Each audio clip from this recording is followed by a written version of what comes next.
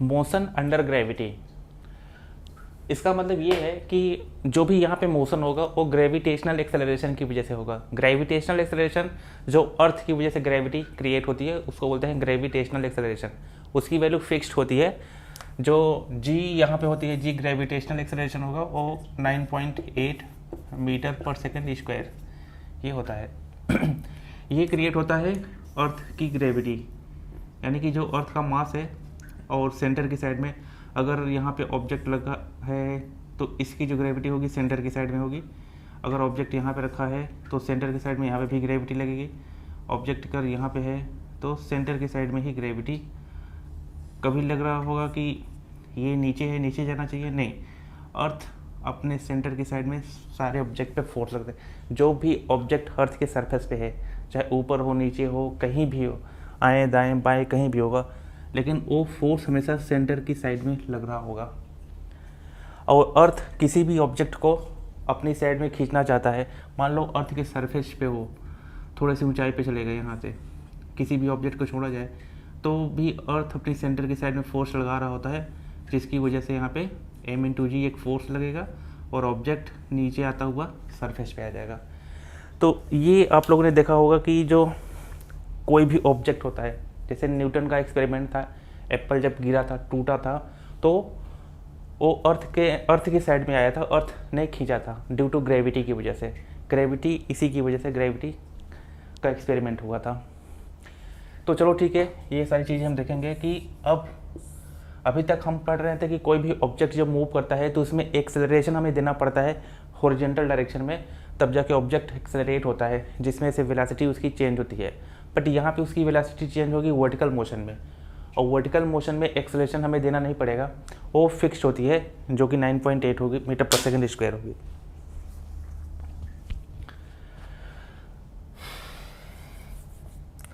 तो जैसे kinematic equation आप लोगों ने पढ़ा है, काइनेमेटिक इक्वेशन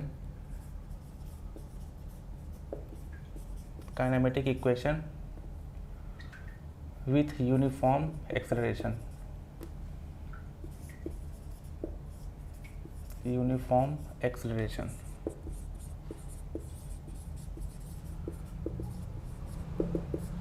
वो क्या होगा?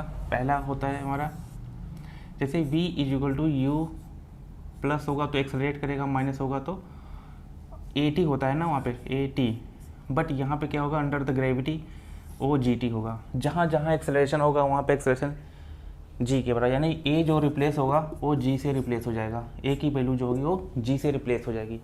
वहाँ पे a की वैल्यू हमारी कभी अगर जिस एक्सेलरेशन से हम चल रहे होते हैं वो एक्सेलरेशन यूज करते हैं, बट यहाँ पे g की वैल्यू फिक्स्ड है, वो है 9.8 मीटर पर सेकेंड स्क्वायर। इसको हम कम ज़्यादा कर नहीं सकते हैं। हाँ, इसको हम कम ज़्यादा कर सकते हैं, उसके लिए हमें प्लैनेट को चेंज करना पड़ेगा। अर्थ पे अगर हो, अर्थ के लिए ये 9.8 हमारा फिक्स्ड है। दूसरा इक्वेशन यहाँ पे आता है, displacement = ut plus minus half gt square. But यहाँ पे जो डिस्प्लेसमेंट होगा, अगर आप ऐसे डिस्प्लेस कर रहे हो तब तो इसको हम x या जो भी होता है s हम मान सकते हैं, बट अगर वर्टिकल डायरेक्शन में अगर कोई डिस्प्लेसमेंट हो रहा है तो इसको हम h से रिप्लेस करते हैं। तो जो h है हमारा वो s को रिप्लेस कर देगा। तो यहाँ पे हम हाइट लिखेंगे, जो भी वर्टिकल हाइट हमारी क्रिएट हो रही है उसी को हम डिस्प्लेसमेंट मानेंगे। तो h = ut plus minus half gt square. तीसरा फार्मूला होता है हमारा v² = u² plus minus 2as। तो यहाँ पे हम देखेंगे a को रिप्लेस करेंगे g से, तो हमारा डिस्प्लेसमेंट हो जाएगा हाइट h। उसी तरीके से tth सेकेंड में जो होता है displacement in tth second, u plus minus half g 2t-1। सारे इक्वेशन में कुछ भी ज़्यादा चेंज होगा, g की वैल्यू चेंज होगी बस। g हमारा एक्सेलरेशन होगा, जो इसकी वैल्यू फिक्स्ड होती है, वहाँ पे 9.8 हमेशा काम करेगा। प्लस तब होगा, जैसे हम बात करेंगे यहाँ पे प्लस कब होगा और माइनस कब होगा। इस इक्वेशन में प्लस तब होगा जब ऑब्जेक्ट हमारा नीचे जा रहा होगा। अगर ऑब्जेक्ट हमारा नीचे आ रहा है तो इसमें g जो वैल्यू होगी वो उसको प्लस में लेंगे, जी को हम क्या लेंगे प्लस में, तो यहाँ पे हो जाएगा v बराबर u प्लस जी टी। अगर ऑब्जेक्ट यहाँ पे ऊपर जा रहा है तो इसकी वेलोसिटी हमारी कम होने लगेगी, तो v equal to u minus g T.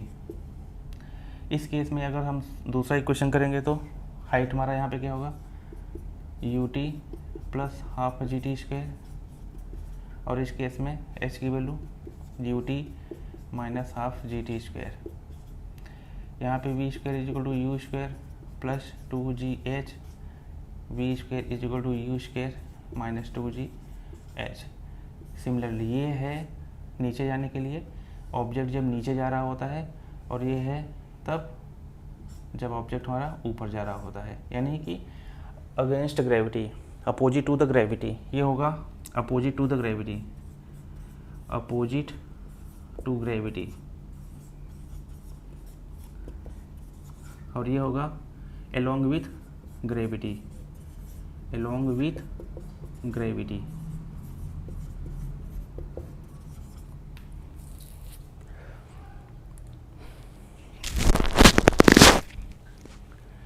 आइए यहाँ पे हम कुछ क्वेश्चन देख लेते हैं, बेसिक क्वेश्चंस, बिल्कुल सिंपल सा।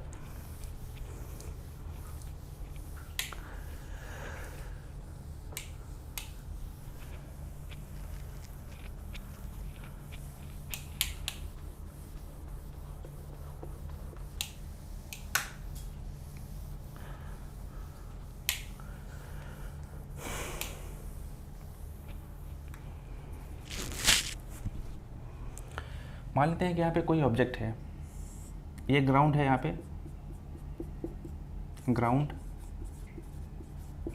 ग्राउंड से एक ऑब्जेक्ट को ऊपर की साइड में यू वेलोसिटी से थ्रो किया गया। इस ऑब्जेक्ट को यू वेलोसिटी से ऊपर की साइड में से थ्रो किया गया, तो कहते हैं इसकी मैक्सिमम हाइट कितनी होगी।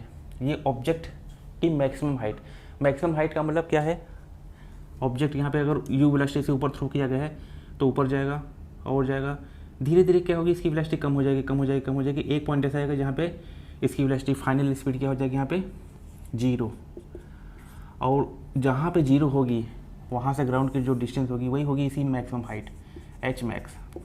जब तक ये रुक नहीं रहा है, जा रहा है, यानी हाइट हमारी गेन कर रहा है, जिस पॉइंट पे जाके ऑब्जेक्ट 0 होगा। वैसे भी देखा जाए तो अगर आपको बॉल किसी तरीके से बॉल उछाते हो तो धीमे धीमे जा के ऊपर उसकी वेलोसिटी कम होते एक पॉइंट आता है, रुक जाता है।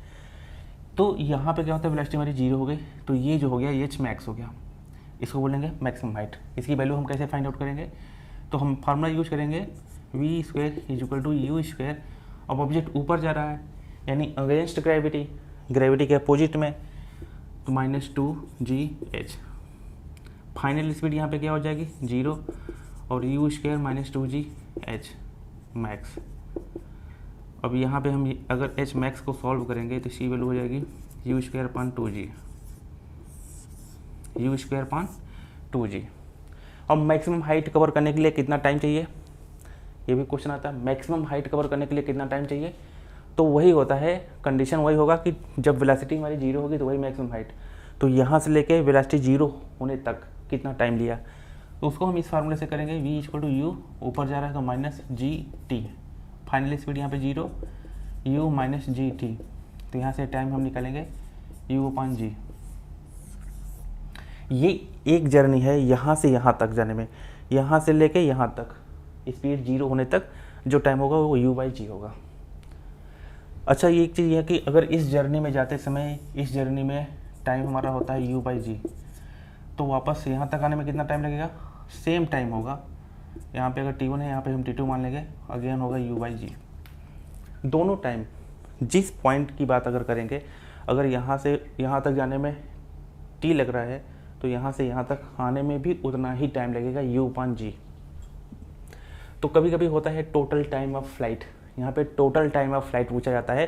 टोटल टाइम ऑफ फ्लाइट होता है जैसे ऑब्जेक्ट को यहाँ पे हमने थ्रो किया, हमारे हाथ से छूटा, ऑब्जेक्ट ऊपर गया, फिर वहाँ से नीचे आने तक, ग्राउंड को टच करने तक, ये पूरा का पूरा टाइम होता है टाइम ऑफ फ्लाइट। तो यहाँ पे टाइम ऑफ फ्लाइट जो होता है वो होगा t1 प्लस t2। हालांकि दोनों टाइम बराबर हैं तो हम t प्लस टी कर सकते हैं, बराबर 2t, और टी की वैल्यू होगी यू अपान जी। तो इस तरीके से निकालेंगे u upon g, total time हो गया। हाइट हमारा मैक्सिमम हाइट यही है। टोटल जर्नी कितनी होगी, टोटल डिस्टेंस कितना कवर करेगा, डिस्प्लेसमेंट तो यहाँ पे 0 होगा, टोटल डिस्टेंस कितना होगा। अगर हम बात करें ऑब्जेक्ट को यू स्पीड से हम यहाँ पे थ्रो कर रहे हैं और यहाँ से गया मैक्सिमम हाइट, फिर यहाँ से यहाँ तक आने में टोटल डिस्टेंस कितना हुआ, टोटल डिस्प्लेसमेंट कितना हुआ। तो टोटल डिस्टेंस क्या होगा, टोटल डिस्टेंस देखा जाए तो ए एच और A H, H plus H यानी कि 2h, और h की वैल्यू हमने क्या निकाला है you square upon 2g। It means ये हो जाएगा यू स्क्वायर अपान जी। ये हो गया टोटल डिस्टेंस। ये क्या हो गया टोटल डिस्टेंस, कहाँ से, यहाँ से जैसे हमने उसको थ्रो किया तो ये डिस्टेंस 0 होने तक, फिर वहाँ से वापस आने तक ग्राउंड को टच, ये पूरा का पूरा डिस्टेंस कितना हुआ यू स्क्वायर अपान जी। और टोटल टाइम हो गया 2u अपान जी। अच्छा डिस्प्लेसमेंट कितना होगा, टोटल कंप्लीट जर्नी, यहाँ से स्टार्ट हुआ, यहाँ गया, फिर यहाँ से यहाँ तक, टोटल डिस्टेंस क्या होगा 0, क्योंकि सेम पॉइंट पे आने के बाद डिस्प्लेसमेंट हमारा इनिशियल और फाइनल पॉइंट एक ही है, सो डिस्प्लेसमेंट यहाँ पे 0 होगा। अगर हम डिस्प्लेसमेंट की बात करें तो दैट इज इक्वल टू 0।